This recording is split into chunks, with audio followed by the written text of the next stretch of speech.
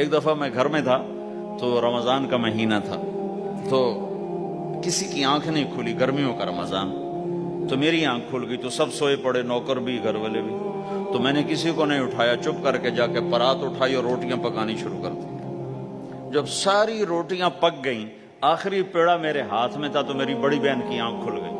اس نے دیکھا تو میں روٹیاں پکا رہا، کو تیرا بھلا ہو جاوے، ایک ہی کیتا۔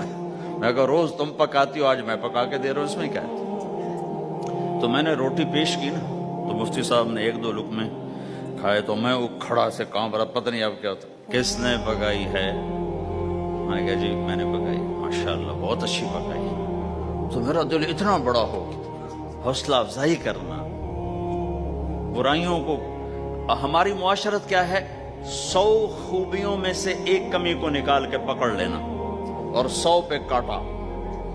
ایک دفعہ ہماری جماعت چنیوٹ